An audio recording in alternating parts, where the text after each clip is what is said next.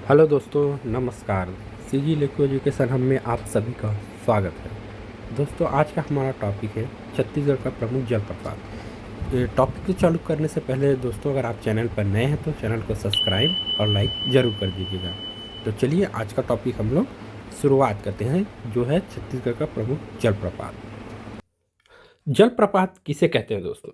तो जलप्रपात का अर्थ होता है जलप्रपात या झरना। मतलब वह स्थान जहाँ से पानी जो है ऊंचाई से नीचे की ओर गिरता है ना, उसको हम लोग जलप्रपात कहते हैं। जलप्रपात के निर्माण के कुछ कारण होते हैं मित्रों, है ना।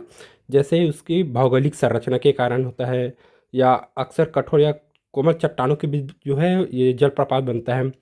कटाव या प्रक्रिया के द्वारा भी जलप्रपात का निर्माण होता है। भूकंपीय गतिविधियों के कारण भी होता है, और ग्लेशियरीय संरचना या उसके पिघलने के कारण भी होता है। ठीक है। तो छत्तीसगढ़ का सबसे ऊंचा जलप्रपात कौन सा है मित्रों? तो मकरभंजा जलप्रपात जो है वो अभी वर्तमान समय में छत्तीसगढ़ का सबसे ऊंचा जलप्रपात है, जिसकी ऊंचाई है 450 फीट है, और यह जिला जसपुर में स्थित है। आपको पता होगा दोस्तों, इससे पहले जो छत्तीसगढ़ का सबसे ऊंचा जलप्रपात था वो तीरथगढ़ था, है ना। तीरथगढ़ जो बस्तर में है, जिसकी ऊंचाई 350 मीटर था। और सबसे चौड़ा जलप्रपात आप सबको पता है चित्रकूट है, जिसका मतलब 300 मीटर की लंबाई है उसका, है ना। इसे भारत का नियाग्रा भी कहा जाता है मित्रों, है ना। उसके बाद छत्तीसगढ़ का प्रमुख जलप्रपात संभाग वाइज देखेंगे मित्रों हम लोग आगे, है ना। जैसे सरगुजा संभाग में 74 है टोटल, बिलासपुर में 44 है, रायपुर में 28 है, दुर्ग में 15 और बस्तर में 78 है। ठीक दोस्तों, दुर्ग संभाग में दुर्ग जिला और उधर से बेमेतरा जिला, है ना, और रायपुर और जांजगीर चांपा, इसमें कोई भी जलप्रपात नहीं है, याद रखिएगा इस बात को। ठीक है। आगे देखिए, सरगुजा संभाग में मनेन्द्रगढ़, चिरमिर, भरतपुर, है ना, यहाँ पर अमृतधारा जलप्रपात है, गावर घाट जलप्रपात है, अकुरी नाला जलप्रपात है। जो अमृतधारा जलप्रपात है दोस्तों, वो हसदेव नदी पर स्थित है ना। और गावर घाट जो है वो हसदेव नदी पर है, वो भी। अकुरी नाला जलप्रपात कोरिया में स्थित है। ठीक है दोस्तों, अब कोरिया के अंतर्गत आने वाले जलप्रपात देखते हैं। आनंदपुर जलप्रपात है, और सरगुजा जिला में सरभंजा जलप्रपात है, टाइगर पॉइंट जलप्रपात है, और सेदम प्रपात है।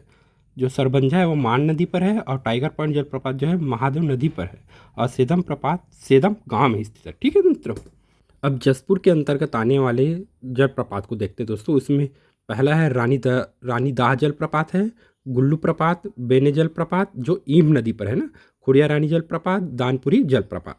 ठीक है। अब उसके बाद बलरामपुर के अंतर्गत आने वाले जलप्रपात देखते हैं। कोटली है, कोटली जलप्रपात है, कन्हार नदी पर है। अब आगे देखते हैं मित्रों पवई जलप्रपात, जो कि चिनार नदी पर है। ठीक है। नेक्स्ट है वेनगंगा जलप्रपात, जो वेनगंगा नदी पर है। और उसके बाद है भेड़िया पत्थर जलप्रपात, है ना। ये सब जलप्रपात बलरामपुर में है मित्रों, है ना। उसके बाद अगला जलप्रपात देखते हैं सूरजपुर जिला से, रसगंडा जलप्रपात रेहन नदी पर। और उसके बाद कुदरूघाग जलप्रपात जो पिंगला नदी पर है दोस्तों, है ना। इस प्रकार ये सब जलप्रपात यहाँ, इसके अलावा भी और भी जलप्रपात हैं दोस्तों। वीडियो ज़्यादा लंबा ना हो करके इतना ही को बता रहा हूँ। ठीक है। आगे चलते हैं मित्रों। अब आगे देखो दोस्तों, ये नक्शा की सहायता से कुछ जलप्रपात को दर्शाया गया है। इसको आप आसानी से नक्शा की सहायता से समझ सकते हैं कि कौन से जलप्रपात कहाँ पर स्थित है, रक्सगंडा कहाँ पर है, कुदारू घाट कहाँ पर है ना। ये सूरजपुर में है। ये सब दर्शाए हुए हैं मित्रों, देख लीजिएगा ना। अगर वीडियो आपको पसंद आया दोस्तों, और इसका अगला सेकंड पार्ट चाहते हैं मित्रों, तो चैनल को लाइक और सब्सक्राइब जरूर कर दीजिएगा। ठीक है। आगे हम लोग संभाग वाइज ऐसी और भी जो जिले हैं, है ना, उसमें बाकी जलप्रपात को भी देखेंगे। जैसे बिलासपुर संभाग के अंतर्गत जिले आता है बिलासपुर, कोरबा, जांजगीर चांपा, मुंगेली, गौरला, पंडरा, मरवाही, रायगढ़, सारंगढ़, शक्ति। अगर आपको पसंद आया तो अगले पार्ट का इंतजार